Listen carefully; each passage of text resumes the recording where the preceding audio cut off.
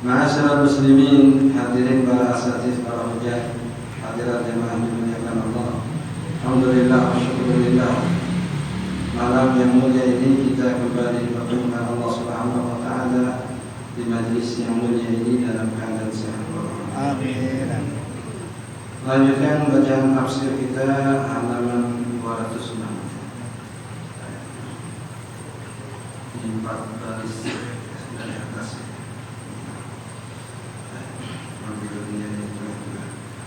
قال وقيل إن المجني عليه إذا عفى عن الجاني صار ذلك العفو كفارة للجاني وسقط عنه ما لزمه فلا يؤاخذه الله تعالى. Ini masih terkait dengan hukum pembunuhan. Jadi jika seseorang membunuh seseorang, maka yang membunuh itu dikenakan hukum qisas. Hukum qisas itu artinya dibunuh karena membunuh. Dibunuh karena membunuh. Allah Subhanahu wa taala nyatakan, "Inna fil qisasi la hayatun li kulli albab." Sesungguhnya di dalam qisas itu ada kehidupan. Jadi saat seseorang diqisas ketika dia membunuh orang lain, yang secara zahir itu pembunuhan, dia membunuh kemudian dia dibunuh. Nah, jadi walaupun dia dibunuh karena membunuh, tapi tetap namanya juga pembunuhan. Tapi Al-Quran membahasakan yang demikian itu adalah kehidupan, bukan kematian. Dengan matinya seseorang dikarenakan hukum qisas, maka itu akan menjamin kehidupan manusia. Karena kalau kata dibunuh, maka akan terus berlanjut saling bunuh, dendam kepada dendam. Jadi dia bunuh, kemudian keluarganya balas membunuh. Akhirnya karena nggak melalui proses pengadilan, nggak melalui proses mahkamah, yang ada adalah dendam. Walaupun memang saudara mereka yang membunuh, tapi kalau dibunuh oleh keluarga yang terbunuh, maka pelaku ini keluarganya akan marah, tidak akan terima, dibalas lagi nyawa balas nyawa. Walaupun awalnya anak mereka atau keluarga mereka lah yang membunuh, tapi kalau ditetapkan berdasarkan keputusan pengadilan, itu sudah selesai, nyawa dibalas nyawa, artinya diqisas, selesai. Nggak ada dendam, karena memang di situ ada keadilan yang didahulukan. Sama seperti memaafkan kesalahan orang. Misalkan orang buat salah, kita memberi maaf. Dalam pandangan manusia, memberi maaf itu kadang disamakan seperti mengakui kekalahan, atau terkesan memberi maaf itu menghinakan diri sendiri. Ngapain dia maafin, kepret dulu, balas dulu. Dia lembek banget meminta maaf, maafin begitu aja. Kadang-kadang balasan kita bisa lebih dari apa yang dilakukan oleh orang tadi.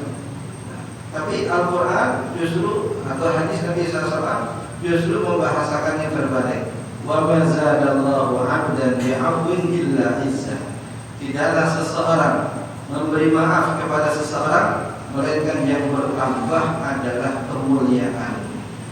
Bukan kehinaan, bukan hina dia memberi maaf. Justru Allah nyatakan dalam hadis Nabi ini, Allah tambah kemuliaannya. Infak, sedekah, secara lahir berkurang harta kita. Tadinya ada 1 juta, kita infakin atau kita sedekahin 500 ribu, jelas tinggal 500 ribu. Tapi bahasa hadis, malaka samadun min sadaqah, yang dijamin pertama kali harta yang disedekahkan nggak bakal berkurang. Nah, kalau nggak berkurang, apa? Nggak berkurang nih, bisa jadi nggak berkurang artinya tetap segitu-segitu doang. Padahal secara lahir kita keluarin pasti berkurang, tapi nggak cukup. Al-Quran membahasakan yang demikian itu tidak berkurang, tapi di setiap bahagian dari sedekah itu seperti menumbuhkan 7 bulir, yang di setiap 1 bulirnya itu terdapat 100 butir. Ada bulirnya, kemudian ada butirnya, atau ada tangkainya, kemudian di setiap tangkainya ada butirnya. Nah, masalul ladzina yunfiquna amwalahum fi sabilillah kamathali habbatin anbatat sab'a sanabila fi kulli sunbulatin mi'atu habbah. Suatu sedekah itu ada 7 tangkai pahala, yang di setiap tangkainya ada 100 bulir, berarti 700. Ini sama seperti hadis Nabi SAW, an-nafaqatu fi sabilillah bi-sab'i mi'ati difin. Kalau tadi bahasa Al-Quran seperti tangkai, yang setiap tangkainya ada 7 bulir, yang setiap bulirnya ada 100 biji dan seterusnya. Dan bahasa hadis simpel. Nabi katakan, an-nafaqatu fi sabilillah bi-sab'i mi'ati difin. Nafaqah di jalan Allah itu pahalanya 700 kali lipat. Nah, bahkan dikatakan bila ada afin katsira, bahkan berlipat-lipat tanpa batas. Nah, ya, secara zahir harta kita berkurang, tapi bahasa agama justru minimal tidak berkurang, kemudian bertambah berlipat-lipat. Tawadhu merendah. Secara zahir orang yang tawadhu merunduk, tapi secara hakikat orang yang tawadhu justru meninggi. Dalam hadis bahkan Nabi SAW buat gerakan lisan sekaligus juga gerakan tangan. Kata Nabi, man tawadha'a lillahi hakata rafa'ahu Allahu hakata. Siapa yang merendah seperti ini ke bawah, Allah angkat begini ke langit. Ke bawah bumi pendek. Paling dari tangan kita enggak sampai semeter. Siapa yang merendah segini aja merendahnya gitu ya. Nanti enggak sampai tembus-tembus ke lapisan bumi, maka Allah akan angkat begini ke langit. Siapa yang bisa mengetahui batasan langit? 7 lapis langit terus, Sidratul Muntaha dan seterusnya. Nah, selalunya bahasa agama begitu, mengajak kita untuk tidak berhenti pada penilaian zahir, tapi pikirin jauh ke depan. Karena memang balasan-balasan akhirat itu nggak bisa dihitung dengan ukuran-ukuran dunia. Harinya itu berbeda. Wa inna yawman 'inda rabbika ka'alfi sanatin mimma ta'udun. Satu hari di sisi Allah seperti ka'alfi sanatin, 1000 tahun di dalam hitungan kalian. Dalam hitungan kita 1000 tahun itu di sisi Allah baru sehari, nanti hari akhirat. Kita tidak nyampe 1000 tahun. Setengahnya itu baru akhiratnya. Itu baru setengah hari. Kalau kita bagi lagi tuh kehidupan kita yang sekian puluh tahun, 70 atau bahkan mungkin 100 lah itu baru 1/10 umur atau hari akhirat. Hari akhirat dibagi 10 itu baru dapat umur kita 100 tahun. Itu selalu pandangannya berbeda antara pandangan lahir dengan pandangan batin, dunia dengan ukhrawi. Qala innal majni alaihi, mari majni alaihi artinya korban. Idza afa 'anil jani, kalau dia memaafkan kepada al-jani, al-jani artinya pelaku, orang yang melakukan jinayat artinya kejahatan, tindakan kriminal. Sara dzalika al-'afwu kafaratan lil jani, maka dengan pemaafan tadi tertebuslah kesalahan atau sanksi bagi si pelaku. Wasaqata anhu ma lazimahu, dan gugur apa yang menjadi kewajibannya. Seperti kemarin kita ceritakan, kalau motong satu jari itu diatnya 10 ekor onta. Tapi kalau kata keluarganya, nggak usah dah, kita tahu itu orang susah, nggak usah bayar, nggak usah tebus. Maka gugur kewajibannya, tidak wajib kasih 100 ekor onta kalau udah dimaafin. Itu konsekuensi maaf. Jadi dengan diberi maaf, maka sanksi jadi gugur. Fala yu'akhidhuhu Allah Ta'ala ba'da dzalikal 'afwi. Dan Allah Subhanahu wa taala itu tidak akan menghukumnya nanti di akhirat. Kalau udah dimaafin, di sini yang punya hak itu korban. Kalau si korban memaafkan, dalam bahasa hadis, apalagi Allah. Karena Maha Pengampun Allah. Manusia tidak dikatakan Maha Pengampun. Yang tidak Maha Pengampun aja mau memaafkan. Maka yang Maha Pengampun lebih. Ini bahasa hadis, bahasa cemburu. Allah cemburu ada hambanya yang memaafkan saudaranya, maka Allah akan mengampuni dosa-dosa. Yang dimaafin diampunin, yang memberi maaf juga dapat ampunan dari Allah Subhanahu wa taala. Nanti ada rincian pengecualian. Karena pelaku kejahatan ada yang menyerahkan diri secara baik-baik, ngaku, kemudian menyatakan penyesalan, Pak Hakim saya menyesal dan saya minta maaf kepada keluarga korban atas kelakuan yang saya lakukan. Nah, ini nyerahin diri sekaligus minta maaf. Ada yang tertangkap bukan karena nyerahin diri, nasibnya siap tertangkap, atau dalam proses penyidikan tertangkap. Setelah ditangkap, tidak menyatakan penyesalan, diam aja biasa aja.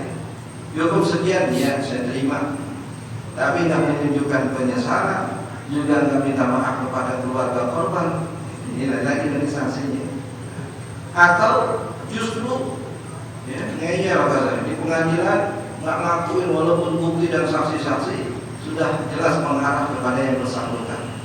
Nah, yang begini itu nanti hukuman akhiratnya, walaupun dia menjalani hukuman dunia, tidak akan menggugurkan hukuman akhiratnya. Karena kita tobat, syarat gugur hukuman akhirat yang itu adalah hak Allah, tobat. Karena dalam kejahatan ada 3 hak yang kita hilangkan. Ada hak Allah, kemudian ada hak korban, kemudian ada hak keluarga korban. Ada hak keluarga korban. Nah, ini agak dirinci oleh beliau di sini. Qala wa ammal majni alaihi alladhi afa fa ajruhu 'ala Allah. Adapun korban yang memberi maaf, maka pahalanya di sisi Allah.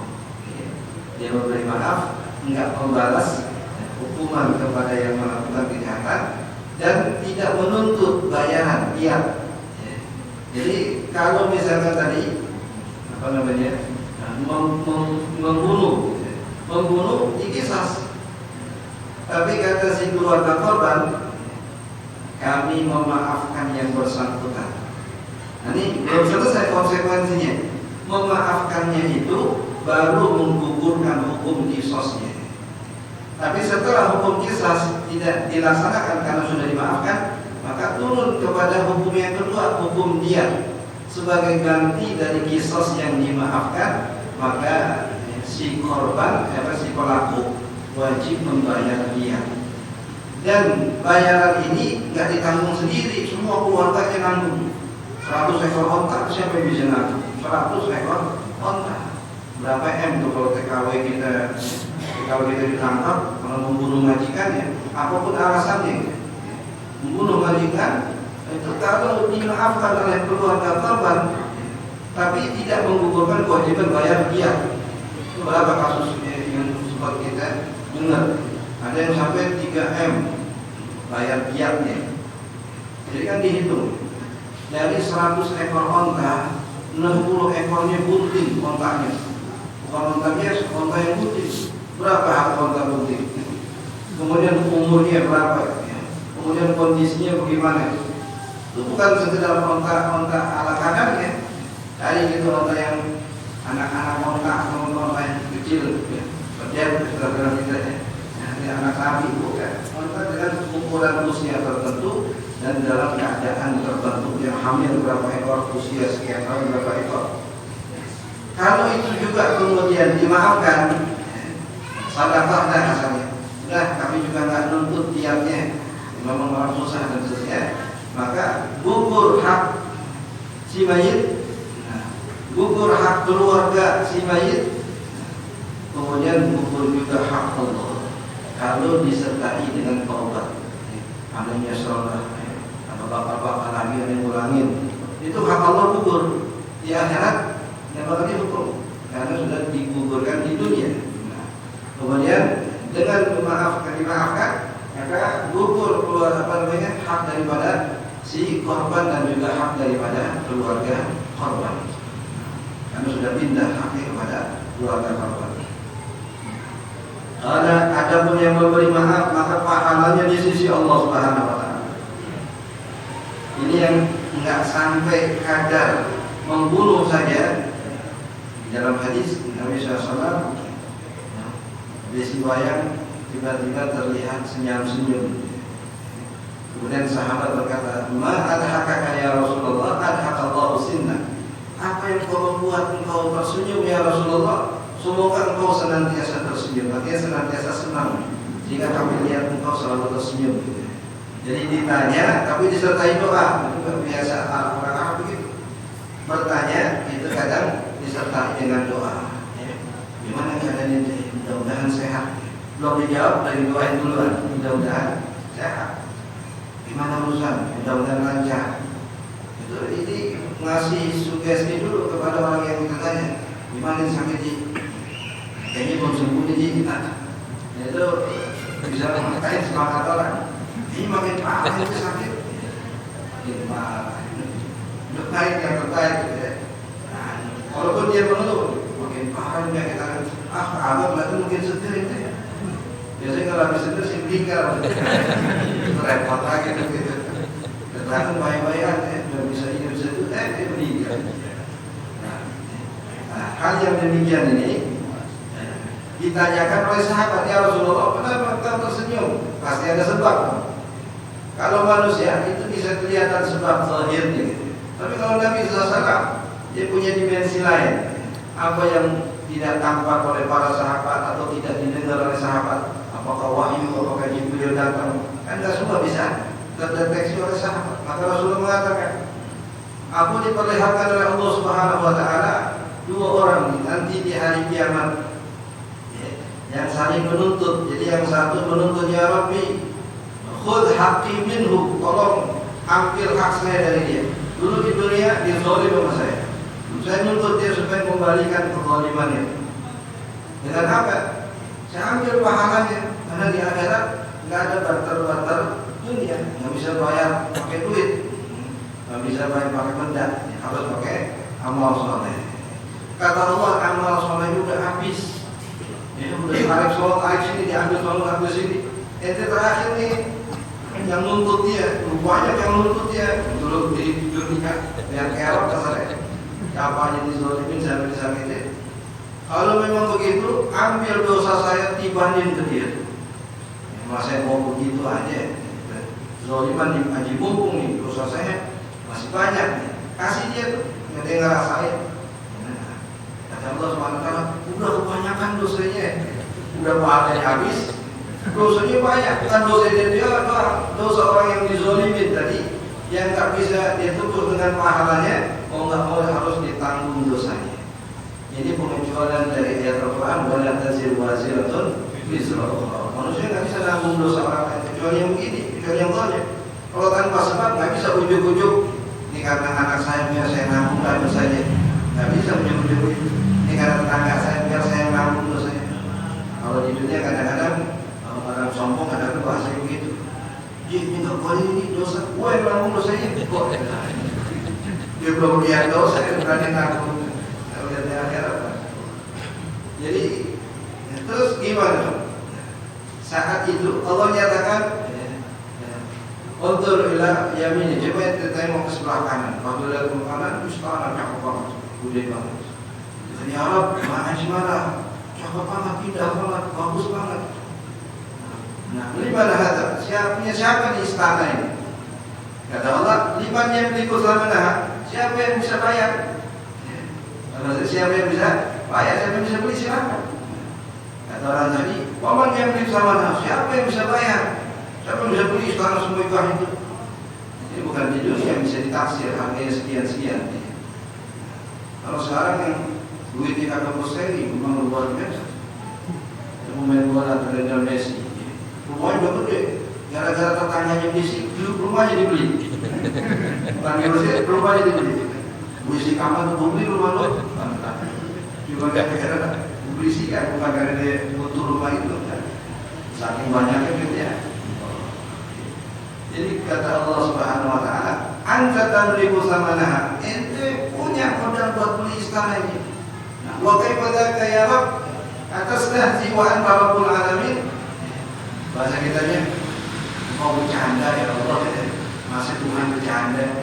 Anda bisa beli itu nggak mungkin, bahasa itu bercanda. Engkau Tuhan masa bercanda. Kata Allah Subhanahu Wa Taala, kalau kau maafkan saudaramu, engkau bisa tebus istana. Langsung, ya Rob, saya maafin dah. Kalau balasannya punya istana, ya apa lagi saya ngurusin dia dah nih. Mengaku bahkan nanggung dosa saya, mau nyerahin pahalanya. Kalau itu yang saya dapatin, kata Allah Subhanahu Wa Taala, ya kau maafin dulu saudara. Kalau kau punya hati, udah saya maafin. Dah bawa temanmu ajak situ, mampir itu sama. Itu karam. Yang ketiga, Nabi SAW masih di tengah-tengah sahabat, tapi sudah diperlihatkan oleh Allah Subhanahu Wa Taala apa yang nanti berlaku. Ya, itu maafin. Jadi kalau ukurannya dunia, memang masih orang kita maafin orang. Sampai jadi kalau hilang-hilang, kadang-kadang dibilang begitu. Nah, karena mungkin saat dia punya menzalimi kita, itu memang saat kita memerlukan justru bantuan, memerlukan justru kasih sayang gitu ya. Ini justru ditindas kita. Ditindas akhirnya kita nggak bisa melupain. Nah, yang begini yang susah tapi juga besar pahalanya di sisi Allah Subhanahu Wa Taala. Qala thumma al-qatil yata'allaq bihi salasatu huquq. Kemudian si pembunuh itu, pelaku pembunuhan itu, di lehernya tergantung 3 hak. Yang pertama hak Allah yang gugur dengan taubat. Kemudian hak maktul, hak korban yang terbunuh. Kemudian hak wali, hak keluarga. Kenapa kok keluarga punya hak? Jadi kalau misalkan anaknya dibunuh mati, kan kalau dimaafin, kemudian pelaku bayar diat sebagai gantinya 100 ekor onta, itu jadi warisan buat keluarganya, bagi-bagi warisan. Karena si ini korban udah meninggal, tinggal dapat apa-apa. Dia dapat apa? Yang dapat ahli warisnya. Maka dikatakan hak si ahli waris. Kenapa? Karena kalau dalam posisi yang sebaliknya, seperti posisi pembunuh, dia nggak bayar sendirian diatnya itu, maka keluarganya yang nanggung. Karena kalau posisinya dibalik, dia sebagai korban, toh keluarganya juga dapat keuntungan. 100 ekor onta bagi-bagi. Jangan giliran dibagi mau, tapi giliran nanggung enggak. Lu yang bunuh ngaku, yang nanggung. Tidak bisa. Mereka juga punya kewajiban. Qala fa idza sallama al-qatilu nafsahu, kalau si pembunuh menyerahkan dirinya, apakah dicari, apakah dikejar-kejar, menyerahkan dirinya, tau'an wa ikhtiyaran, dengan ketertundukan dan dengan dorongan diri sendiri. Gak ada yang ngancem, gak ada yang ngejar, gak ada yang berebut, memang betul-betul dia nyerahin dirinya sendiri. Wa ikhtiyaran ilal wali nadaman ala ma fa'al, sebagai bentuk penyesalan atas apa yang dilakukan. Wa khaufan minallah, dan juga karena takut kepada Allah. Ini sampai kapan saya lari, sampai kapan saya buron, suatu saat saya bakal mati. nanti ahli waris bakal nuntut di akhirat, nanti si pembunuh bakal nuntut di akhirat, nanti Allah bakal juga menuntut saya di akhirat. 3 hak ini yang hilang kalau dia kabur, kalau dia tidak kena sanksi hukuman. Ada khaufan min Allah wa taubatan nasuha, dan bentuk taubat nasuha, taubat yang murni yang memang berharap semata ridha Allah. Saqata haqqullah ta'ala bitaubat, maka gugur hak Allah dengan dia taubat. Yang paling gampang digugurkan itu hak Allah.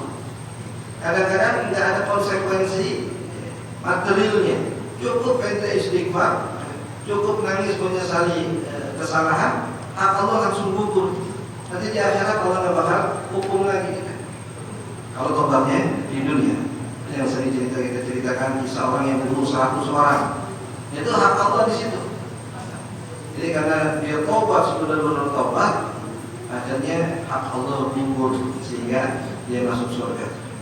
Wa haqqul awliya, adapun hak para wali, hak keluarga korban, bil istifa, dengan mengambil atau menunaikan hak mereka.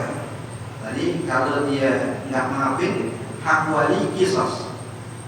Saya nggak maafin, nyawa harus dibayar nyawa. Itu hak dasar, hak dasar. Jadi setelah dia hukum tadi, setelah si pelaku dibunuh, maka hak wali gugur karena sudah ditunaikan.